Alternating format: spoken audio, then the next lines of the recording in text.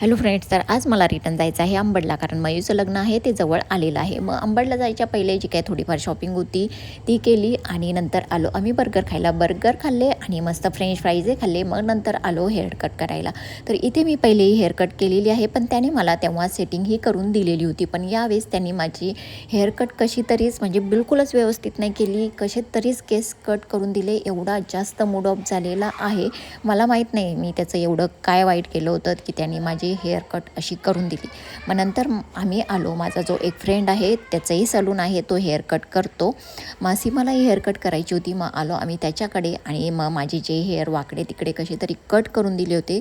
तर त्याने नंतर पुन्हा सगळी जी हेअरकट आहे ती व्यवस्थित माझी करून दिलेली आहे आणि स्ट्रेटमध्ये माझी स्ट्रेटनिंगही करून दिलेली आहे. तर मग आता माझे केस हे व्यवस्थित जरा दिसत आहेत. थोडंसं मला आता बरं वाटतं आहे. तर थँक्स टू प्रथमेश.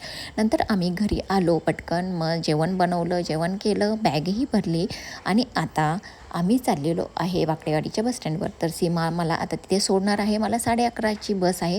मी एवढं सिरियस घेतलं नव्हतं, म्हटलं जागा बसमध्येही मिळूनच जाईल. पण तिथे बसस्टँडवर गेल्यावर असं कळालं बस तर ही पहिलेच लागलेली होती. आम्ही 11:15ला पोहोचलो तेव्हा बसचे सगळे सीट्स हे फुल झालेले होते. पण मग रिक्वेस्ट केली कंडक्टरला. मग एक सीट जे होतं स्लीपरवाली बस होती, तर मग ते सीट खाली होतं, त्यांनी मग ते मला दिलेलं आहे. तर मग फायनली पुण्याला बाय बाय करून आता मी निघाली आहे अंबडला जायला. तर प्रवास हा रात्रीचा छान झाला, झोपही जरा झाली अशी तशीच. पण मग आता मी येऊन पोहोचलेले आहे अंबडला. तर असंच भेटू पुन्हा नेक्स्ट व्हिडिओमध्ये. तोपर्यंत बाय बाय.